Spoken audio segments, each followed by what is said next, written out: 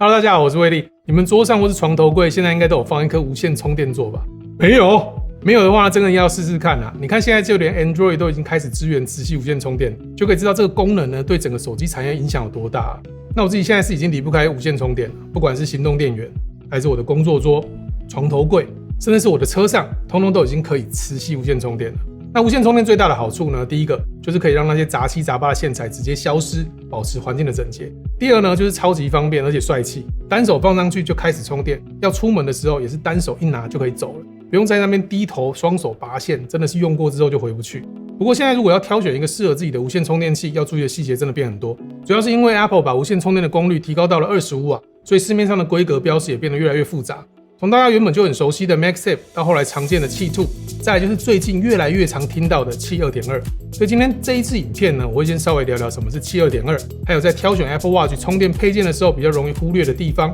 那最後我也借了這幾款 Belkin 最新推出的25瓦無線充電座來做了一些實測，跟大家分享一下在不同使用情境底下呢，我是怎麼看待這些產品的，希望可以給大家在選購時候的一個參考。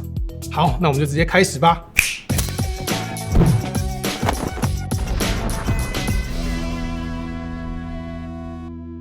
首先，我先快速幫大家惡補一下，到底什麼是氣 2.2， 為什麼大家最近都在討論這個東西？簡單來說呢，早期大家看到最傳統的無線充電器，通常只是一個平面的充電板。在 iPhone 8跟 iPhone X 的那個年代，蘋果第一次導入了氣這個無線充電標準，它最高只能跑 7.5 瓦，而且沒有磁吸的功能，所以手機如果不小心放歪了，就充不到電，然後早上起來就哭哭了。那後來蘋果在 iPhone 12的時候呢，推出了 MagSafe， 那加入了磁吸對位的功能，一吸就到位，解決了以前無線充電會對不準的問題啊，而且把最高功率拉高到了15瓦。接着呢，蘋果就把這一套磁吸技術的基礎提供給了 WPC 無線充電聯盟，於是就誕生了氣2這個標準。所以其他的第三方廠商呢，終於可以做出有磁吸功能，而且一樣可以幫 iPhone 用15瓦無線充電的充電器啦。不過規格是會跟着硬體持續進步的嘛。從前年開始，蘋果把無線充電的最高功率拉高到了25瓦，所以推出了最新版本的 MagSafe 25瓦充電器，然後順便把 iPhone 的無線充電的快充標準給定了出來，就是30分鐘可以充 50% 的電，就是無線快充。只要是 iPhone 16系列之後推出的機型呢，都有支援25瓦無線快充，但是這支36900的 iPhone Air 沒有。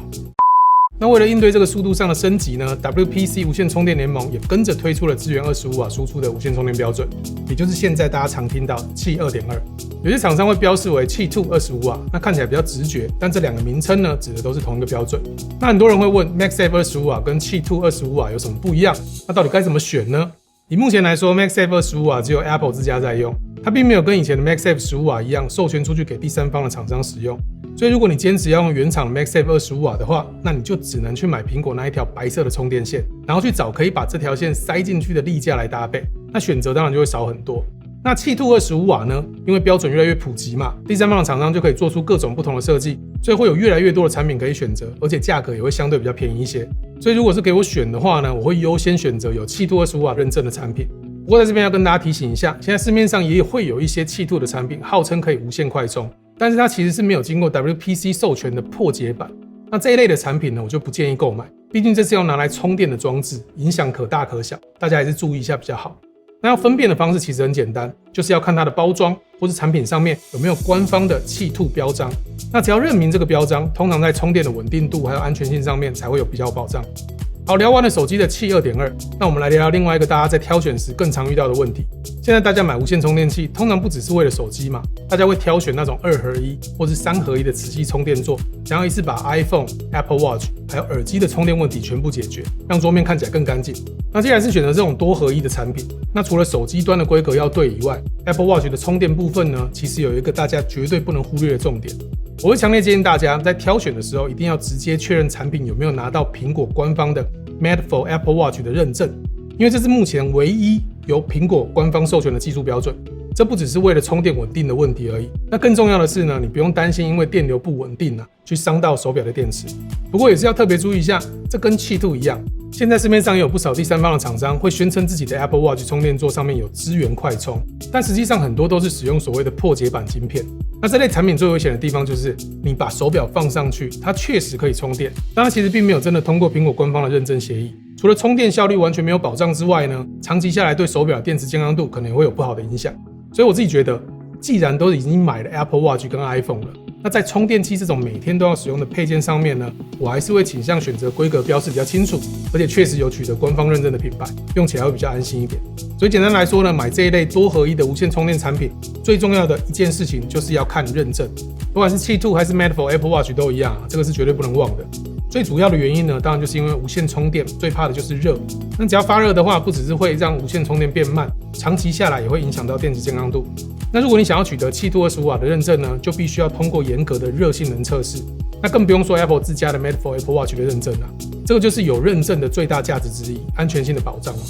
那這次我跟 Belkin 借了他們最新的3款無線充電器呢，不管是Qi 2 25瓦還是 Made for Apple Watch， 他們全部都有取得認證。而且最重要的是 ，Belkin 他們還有自家研發的 Chill Boost 散熱技術。那這個 Chill Boost 的散熱技術呢，是在線圈後面加了一層特制的導熱層，利用物理的結構把熱從背面快速排掉。那 Belkin 呢，號稱這一套技術可以讓 iPhone 維持更長時間的高瓦數快充。好的散熱呢，相對也是保護電池的一種方式，聽起來很神，對吧？但實際效果怎麼樣呢？我也很好奇，所以我就做了一個實測。我在室溫大概26度的環境裡面輪流測試，用同一支 iPhone 17從1%開始充電。那這3款充電器呢，確實都可以在30分鐘之內幫 iPhone 補到50%的電量，確實是有達到 Apple 的無線快充標準。那大家要知道，以前想要在30分鐘充50%的電，就只能接線充電才做得到啊。現在你只要隨手往充電器上面一吸，去洗個澡，換個衣服，準備出門，就幫你充了50%的電了。這種方便又快速的體驗，才是無線充電真正最大的優勢。但比起充電的速度，更讓我驚訝的是它的溫度控制。在這30分鐘無線充電的測試裡面，我每10分鐘就拿測溫槍打一次，結果不管是 iPhone 還是無線充電器呢，都可以維持在40度以內。那手摸上去就是微微溫溫的感覺而已，這個就代表充電器沒有過熱，手機的溫度也不會太高，所以可以用穩定的充電瓦數，讓我們在30分鐘充超過50%的電量。當然，我覺得最猛的是這一台3合1的旗艦款，在我用 iPhone 17基礎款實測的時候，它30分鐘竟然可以充60%的電，而且不管是 iPhone 的溫度還是充電座的溫度，最高都只有不到37度，而且充了30分鐘之後呢，還可以把溫度降到31度以下。那為什麼它的溫度控制可以這麼好？除了我剛剛提到的 Chill Boost 的散熱材質以外，它裡面還額外加裝了一個主動式散熱風扇，而且它還有一顆控制開關，你想開的時候就開，想省電的時候就關掉。那我就好奇啦，有沒有這個風扇到底差多少呢？所以後來我就用電池比較大、散熱比較好的 iPhone 17 Pro Max 來做測試。那實測跑了30分鐘之後呢，結果非常有趣。有打開散熱風扇的情況底下，不管是 iPhone 本身還是充電例架，溫度都比沒有開風扇的時候還要再低了4度。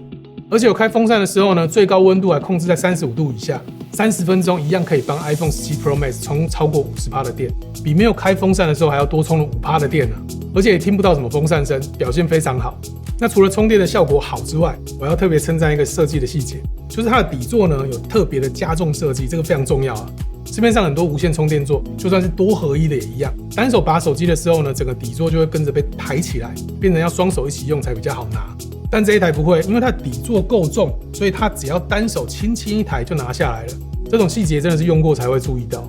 再加上它的面板有支援90度的調節，不管是放在辦公桌上用待機模式當時鐘，還是放在比較低的櫃子上，那都可以調整到合適的視角。所以這是我自己目前最喜歡，而且是天天在用的充電座。我每天回到家呢，就可以幫我的 iPhone、Apple Watch 還有 AirPods 補電。那之前我用的是 Belkin 他們家的舊款的3合1充電器，那一台很經典，但最高只有支援到15瓦，而且體積也比較大。現在這一款全新的呢，也有金屬支架，那本體摸起來是比較柔軟的矽膠材質，手感很舒服。那希望用久了不會跟以前一樣變得黏黏的，這個就是唯一的願望了。那如果你有帶出門的需求，這一款2合1就是好選擇。它收起來的時候就像一個扁扁的粉餅盒，直徑才6-7公分而已。那隨手塞進包包的夾層啊，甚至口袋裡面完全不占空間。那它的玩法很多種，它可以平放充電，也可以整個立起來當做視訊或是追劇的支架。那垂直的角度跟高度都可以自由調整。最重要的是，它有支援 Made for Apple Watch 認證，支援手錶的快充，30分鐘呢就可以幫手錶補到80%的電量啊！這對於每天要戴手錶測睡眠的人來說呢，早上起床刷牙洗臉的時候放上去充個電，出門就是滿電的狀態了。那如果你是 iPhone 跟 Android 的共用的雙槍俠呢，可以選擇這一組模組化的充電座。它後面有一個可替換手錶的模組設計，下面還有一個隱藏式的理線槽，可以塞進 Samsung 或是 Google 的手錶的充電線。那如果平常手錶不用充電的時候，還可以收起來，需要的時候再輕輕按一下，它就會彈出來了。它擺在桌面上，就像一個有質感的簡約裝飾品。不喜歡看到線的強迫症患者呢，看了一定身心舒暢啊。好，這幾款充電器在盒裝裡面都還直接附贈了一顆45瓦的充電頭，還還有一條 1.5 公尺的編織線。大家要知道，要推動這種多合一充電器的25瓦快充，還有其他的供電，那電源的輸入一定是要足夠的瓦數才行。那現在 Belkin 直接幫你把配件選好，確保你回到家就可以直接使用，這一點我覺得還蠻貼心的。總結來說，現在25瓦的無線充電，那一種隨手一放就可以快速補電的感覺，真的是用過就回不去了。但大家要記得，挑產品不能只看速度，散熱跟官方認證一定要顧好啊。畢竟我們的手機跟手錶都不便宜，為了省那幾百塊去上到電池，真的沒必要。那這一次實測下來 ，Belkin 的溫控表現真的是沒有話說，加上連45瓦的充電頭都直接配好給你，這就是大品牌可以給你的一個穩定跟安心感。那今天這3款，你最喜歡哪一台設計呢？歡迎在底下留言跟我分享。好，那這3個產品的詳細連結我都會放在資訊欄，有需要的話可以去逛逛。那如果這支影片有對你有幫助的話，記得幫我按個讚、訂閱。如果可以的話，幫我熱推一下就更好啦。我是威力，我們下次影片見嘍，拜拜。iPhone 12系列沒有。哪裡出來的？